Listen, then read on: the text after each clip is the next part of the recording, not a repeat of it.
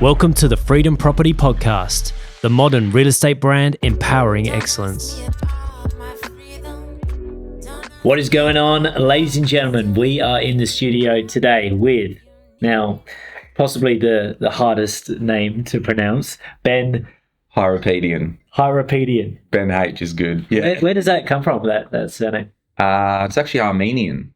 Armenian. Yeah. Okay. So apparently original names ending in IAN is Armenian. Yeah, nice. Only one I've got is Kardashian, so not a great point of reference, but yeah. Nice, mate. Nice. So how's life, Ben? You all right? Life's good. Getting a bit of flow at the moment, feeling good. So, really focused just on real estate. Yeah. I think that's always been hard for me.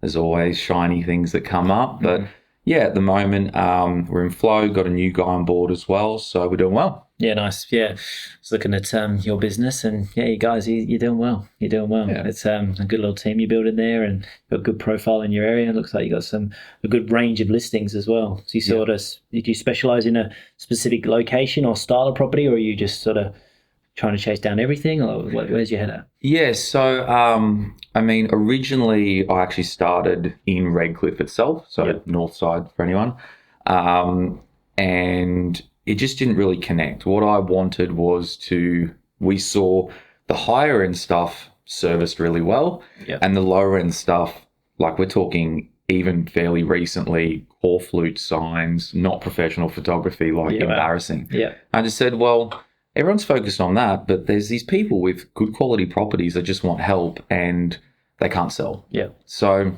that was the focus in areas, Deception Bay, Rothwell, these sort of areas, which are a little bit lower, more affordable areas. So built up a bit of a reputation through there.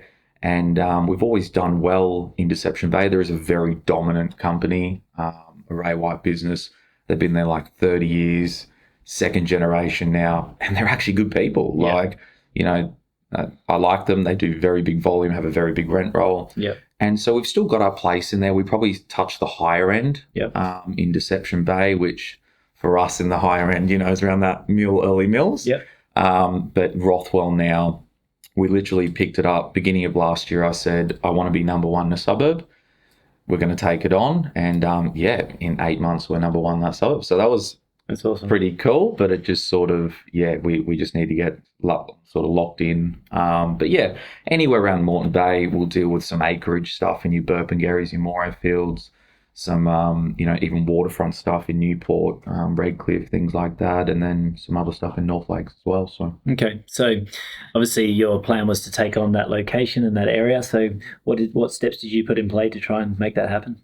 Yeah, so we, the recent version for Rothwell, that suburb, a lot of investors, so probably at least 50% investors. Yeah. So we tried to do it a little bit of a different way. There's split it into 3 areas, about 3,000 homes.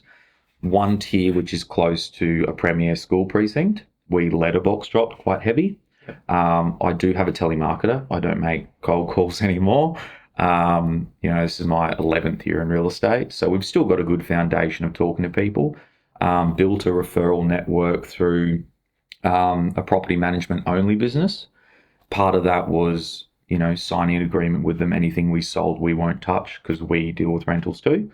So just working alongside and helping them, which I've got a good relationship, and they have quite a few in Rothwell. Yep. And then actually direct mail. So direct mail is very expensive. Yeah. But it works. Yeah, absolutely. Especially if you've got a lot of investors there. Yeah. It's a way to attack them, hey? Yeah. Yeah, nice.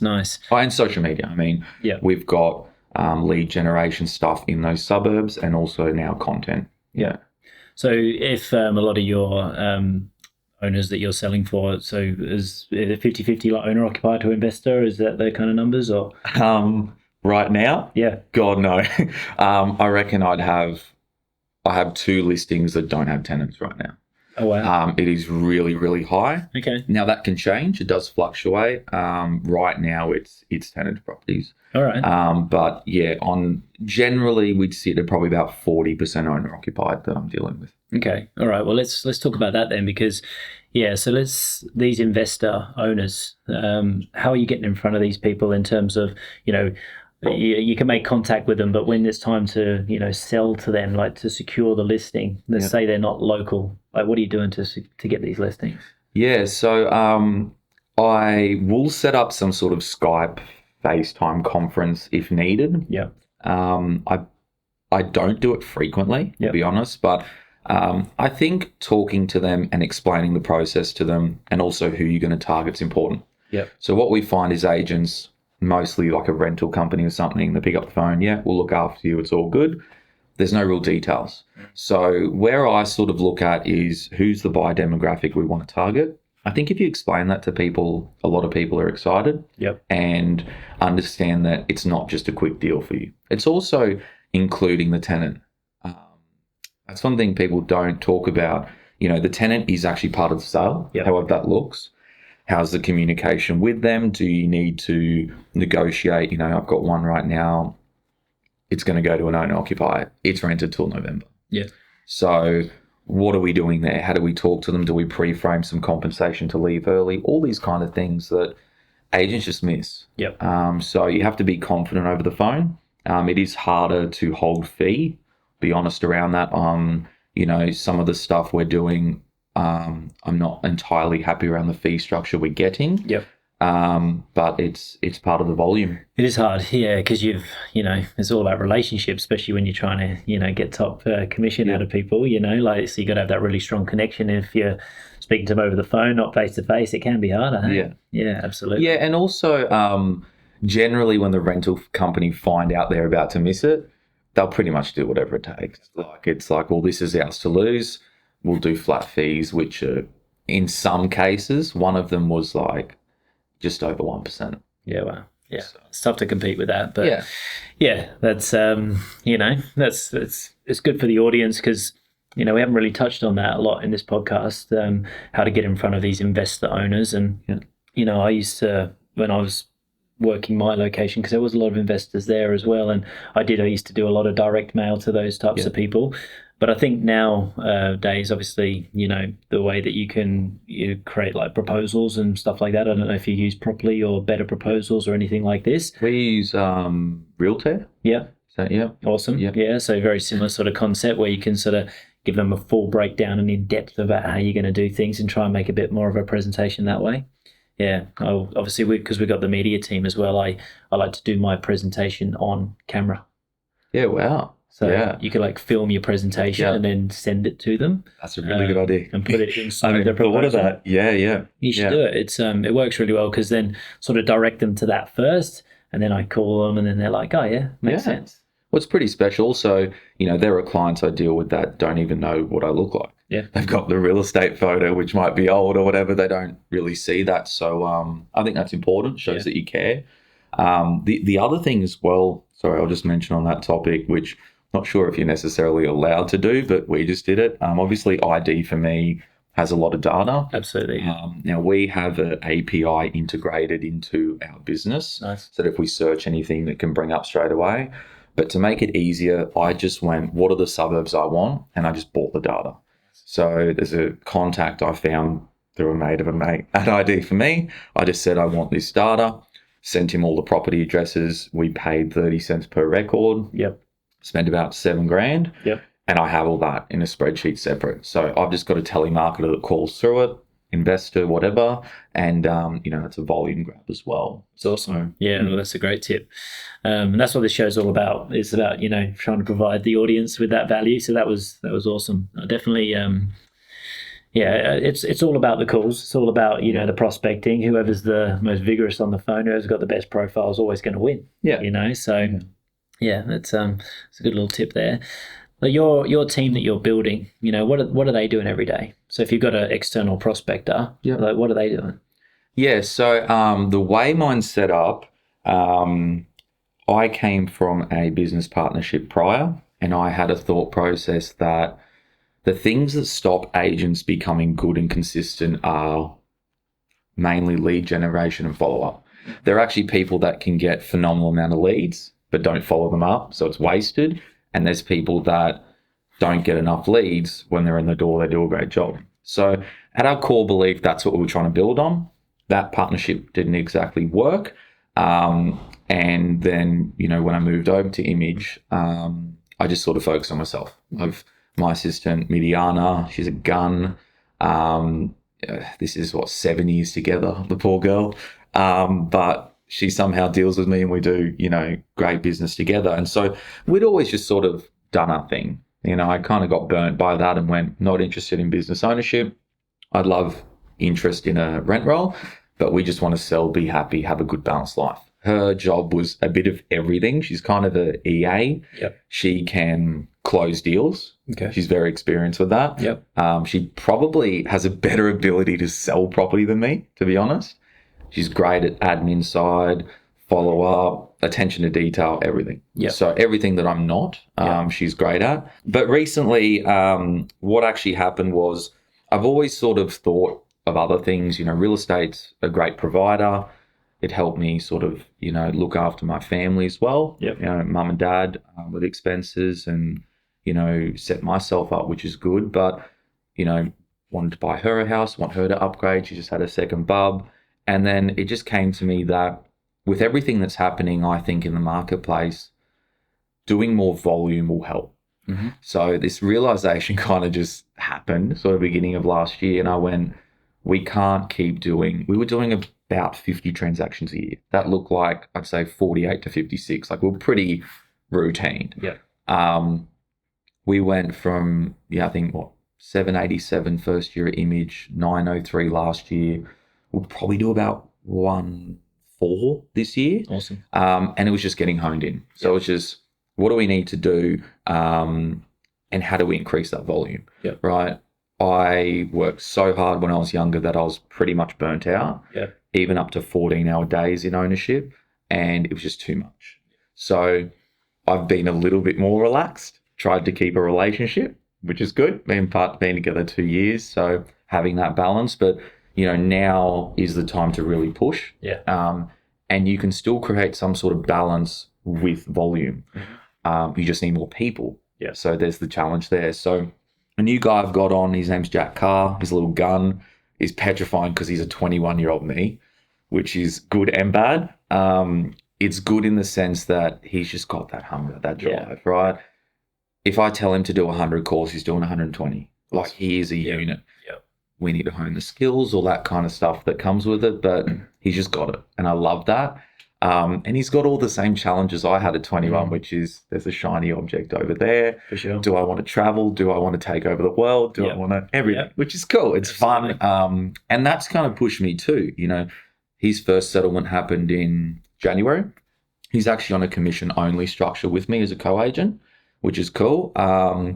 And yeah, I want to see him do well. I want to see him buy his first property, these sort of things. And then ultimately, when Midi comes back in a full-time capacity, probably mid-year, I'd like her to be, I want to sort of set up as a team of 4. So she'll go into, I think, a buyer concierge role, so to speak. I heard that set up from, I think it was Jason Adcock, Barrick. Really like that. Buyer concierge, anything to do with buyers. She loves them, helps them. Absolutely. And then we'll actually hire someone for more like a seller's concierge and marketing. Yep. Me and Jack just run, we do our deals, and then we have them to sort of help. So Jack, he's would he be first on the listing, or would it always be you, or how would you roll? Yeah, so I've done a bit of a hybrid role with him where if it's something in his area that I've got, he'll be secondary, but if he's generated, he'll be first. Awesome. Like, he's a good kid. I want him to have a profile. Yeah. People are so restricting of that. Seriously. It just blows my mind. Like, people won't give them, profile, won't give them a good paycheck, and then they go, oh yeah, he left me after a year. Like, what do you expect? Yeah. His social media lead generation, paid for by me. His telemarketing core areas, paid for. Letterbox shopping will be paid for. Any direct mail around sales, paid for. Yeah, nice. What are we doing? Just take the pressure off of me. I also want him for 7 years like Midi. Yeah. So yeah. It is at the start, for these youngsters, they just want to make a sale, like they just want to find a listing. They don't really need all the drama. Yeah. They don't need all of the expense and all the headache behind them. So they are prepared to, maybe pay, a little bit more for that. But Then as they grow, you want to take some of that back, you want to take some of this back, you give them a better cut, and they stay loyal to you because you work it out together, eh? Yeah. Well, I mean, I'm happy to be transparent. My setup with him is that out of the payment that I get, so the whole commission, we have a settlement fee, which is about $700, and then I split it 50-50 with him. Yep. Probably quite generous considering I pay for other stuff as well. So my idea is he basically earns 50 minus the settlement fee, and then all other expenses are paid. Yeah, we're going to ARIC, I'll pay for that. Yep. We'll have a little bonus holiday or something like that. So, yeah, my idea is not to gut him and take all his money. For sure. It's more to actually set him up really, really well. Yeah, nice. Yeah, that's awesome. Sounds like he's in good hands. So, Hope so. Yeah, absolutely. So tell us about your daily routine. What do you do every day? So I actually don't have a consistent daily routine. The only thing consistent in my life is training. Yeah, nice. Monday, Tuesday, I'm up at 4:30. I go to the 5 a.m. class, and I've got my other extra stuff I like doing. Then sort of Wednesday to Saturday, I'm up at 5:30 to go to the 6 a.m. class. Nice. Don't really do much extra. Took CrossFit here, eh? CrossFit. Yeah, I love it. Nice. So I'm probably 6 years deep now. Yep. Gone through everything you can with it. Started off like skinny runner. So love the gymnastics side. Then went, screw this, I want to lift with the big boys. So went heavy into weightlifting. Nice. Did get a couple injuries, which kind of turned me back. And now it's just all-round fitness. Maintenance, yeah. Yeah, I just want to be good at everything. We did a little half triathlon. That was real fun. Did a half marathon. I saw that. I saw your time on the run as well. I thought that was... Yeah. You did under 5 minute Ks for like 21 Ks or something. Like, so for a big boy, I can actually move. Yeah, you can. So yeah, it's just, I just like challenging myself. I just want all-round fitness. I want to be healthy. I don't want to do things and go, I can't do this. Yeah. We, when I was at the other business, we did the Kokoda trek. Nice. That was fun. That was eye-opening. So yeah, they're the kind of stuff that I want the team to get involved in and just have a bit of fun. It's like your real estate career is exactly like anything else in your life. It's consistency, isn't it? So if you stay consistent at anything, you're going to be good, And fitness is just so important. We're the same. Like we used to train in the mornings, but I just can't do it anymore now. I've got my little girl. Now I've got a 2-year-old at home. So I like to spend the morning with her, drop her off at daycare, and I do the 12 o'clock session at CrossFit. Yeah. So we break the middle of the day up, and then I can work back a little bit longer if I have to do the later of appointments. And every day everyone knows at 12 o'clock I'll be at CrossFit. It's interesting you say that because the more people I talk to are doing that now. Yeah. For me, it works because I don't have kids, know, and that's the next challenge, me and my partner will go through all that fun stuff. Yeah. But a lot of people I talk to that are in that position, with kids, a good mate of mine that works in our office together, he's just had a little one. I mean, he's locked in, right? Yeah. This guy's doing great, lost heaps of weight. He's running at 4:30 in the morning. That's cool. Probably won't find me doing that. It's a bit early. He's getting up at 4 every day. But, that middle of the day, realistically, that's when we actually get a bit of a break. Yeah. I don't have too many appointments right in the middle. Yeah. They're usually earlier or later. That's it. So, it's kind of cool, gives you a bit of a break up, and I might have to do that. Yeah, come do a session, mate. Yeah. Make it work.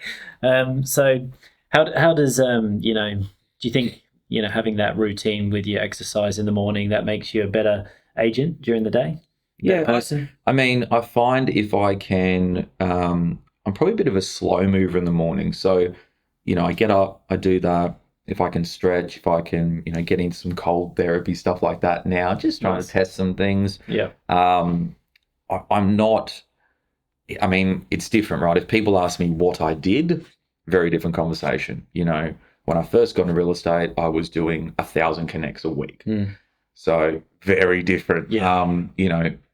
This is my 11th year. So I get in, I'd love to say early, but I don't. I will still be, don't get me wrong, on the phones doing things in the morning. Yep. But I like my time. So I get in probably 9:30, somewhere around there, but I will work later. Yep. So usually Tuesday, Wednesday, Thursdays are my bigger days. Yeah, I mean, at the moment I'm getting home 7:30 to 8. Yeah. Monday and Friday, my partner works from home. So I like to get home a little bit earlier, spend some time, have some, dinner together and stuff like that. Yeah, nice. And I'm probably not the person that on Saturday is sitting there working till late. That's the one day that if I didn't have to work, I wouldn't. Absolutely. I hate a Saturday. So I love meeting people, but then I try and switch off. Obviously, if you got deals, you close them. But, I've got friends that will stay in the office, whatever. As soon as open homes are done, we're back at the office, quick debrief, I'm out. Yeah. Right. And I'll do everything on the phone. Absolutely. So now that we got DocuSign, I'm not, back in the day, you're running contracts 3 hours away. No, that's my day. I want to get home early. I want to be with friends and family. That's awesome, mate. That's awesome. Sounds like you got a good routine there, good flow. And you've recently opened up an office? Yep. Yeah. Where is that? Is that in your core area? Or? Yeah. So it's in Deception Bay. It's like the border of Deception Bay and Rothwell. We had an office about 200 metres down the road when I was a partner in the other business. So, very different. Obviously, our model's a bit different. It's just a self-funded office, more like a shop front that's branded. Yep. But just needed somewhere to go. The work from home for model just doesn't work. And especially with a team. Yeah. So I've got, obviously me, Mitty and Jack in there. We've got space for another person for growth. And then Joel, my good mate, and his co-agent as well. Yeah, we offer the same thing at Freedom. We'll let people decide what they want to do. Some people love working from home, but for me it was hard. Because when we started Freedom, everyone was working at home, and we just lacked the culture, we lacked the training, we lacked the environment, and it's hard sometimes to get motivated at home. So then when we brought the offices back and we brought these hubs back that we use now, and people can still stay at home if they want to. We've got a lot of agents that work from home and do well, but the ones that come into the office, they tend to have a bit more fun. And I think, it is, right? Ultimately, it's cool to talk about deals, things like that with each other as well. Me and Joel just bounce off each other. He's like, oh, I'm having a bad month. Well, this is actually what's happening. We're having a good month. Great. I just need to turn up. Yeah, nice. And then vice versa. I'll have a bad month. He's going, no, mate, market's actually good. When you're at home, you get stuck in your own way and just go, no, the market's bad. Yeah. It's not. So what do you, let's give some value to the audience here. Let's talk about Jack. So we've got a lot of Jacks watching this. Yeah. All right. So what should Jack be doing today, this week, this month to make this work? Yeah. So it all depends on what you're doing and what your personality is, I've got to say. Because the first thing when I got in the industry, I learned is that it's not all about quantity. And that's the conversation I'm having with Jack. Jack has no problem sitting on the phone all day. If I said to him, let's remove everything out of your day and sit on the phone, the guy would make 1,000 connects a week. For sure. Now, that's great, but you just leave this trail of destruction when you don't follow up, when you don't do that. So understanding the wins and what it looks like progressing is where I can hopefully help him and stay on track. Helping him with listing, learning all that. But realistically, I think the key thing is between 20 and 30 connects a day. Yeah, nice. Now, when you connect to people, it's not, hey, do you just want to sell? It's actually making an effort. Nice. The 1%ers do count. I got a listing the other day. 7 years ago, I talked to them, called them as an expired listing. They ended up just taking off the market. I sent them a thank you card, and I've got that now. Yep. That stuff does matter. When we do an appraisal now, I love dogs. Yep. I hate cats. Sorry, cat people. They're just weird. But I love dogs, right? I've got a cat. Oh, there you go. not the people. The cats are weird. But so if I'm there, dogs love me as well. But any dog, don't go near our dog. They love me. I just love them. So if I'm doing an appraisal and I'll try and drop off something old school wins. Yeah. It's all great. I'll send you a quick proposal link online. If you can, hand deliver it. Seriously. Put a thank you card in there, and I'll just include a little dog chew treat. Yeah. Right? The amount of people that send a text back of a selfie dog loves it. That's cool. Yeah. And it's not just about just getting the business. It's connect with people. The whole thing is people. Property really doesn't matter. Yeah. Hey, there's nice in our area. The properties aren't incredible, outstanding. It's more the people. Yeah. Yeah. So that's awesome. That's a great thing. That I learned from Chris Gilmore. Yep. Went to a conference and he said that. I was like, that's pretty cool. And there's a lot of listings we've got from it. Absolutely. Yeah. It's like you say, you can make 1,000 calls over the next few days, but if you just slow down, because it's you know there's like 10 people in the next couple of months that are definitely going to sell. Like, Yeah. you know who they are, Yeah. but you're just so rushing around trying to find more. Yeah. And it's like, those 10 listings will solve all your problems. Exactly. So it's guaranteed you're going to get these 10 listings. So do you know what they look like? Do you know what their face looks like? Yeah. Have you shake this person's hand? Have you dropped them a gift at the front door? What have you done for them? Yeah. You know, I had this one when I was trying to break into Wellington Point years back, and I'd never done the gifting thing before. And it was something that we just implemented straight away after this. And I was speaking to this guy on the phone, and I said, "Oh, mate, you know, like, what's the plan? Like, you ready? You know, you ready to get me over and have a chat?" And he's like, "Oh, look, it's just a busy day for us today, Josh. We're moving everything out of the house, and it's just too crazy here. Like, I'll call you next week." And I'm like, it's like, I need this listing. This is such an important listing to me. So my mum worked for me at the time, and I said, "Look, they're having a bit of a crazy day there today. Like, what can we do for them?" And she's like, "Well, I'll get some lunch together." So she went down to supermarket, bought like 3 chickens, bought some rolls, and just all like a nice little hamper. Cool. Delivered over. This guy rings me afterwards, and he's just like, "Oh my God," he's just like, "Can you come over on Tuesday next week?" Yeah. And I'm like, "Yes, I can." And that's that house, you know. And that's the thing, right? That just shows you, like, all the other stuff is good, but like, if you genuinely want to help, people reciprocate it. Yeah. There's always the exception, but as a majority, you know, like, as I sort of learned, just being a good person. Like, one of my mates, Adam Clark Lynch, you know, he's one of the best guys you'll ever meet. He's in real estate. He was at the other business with me.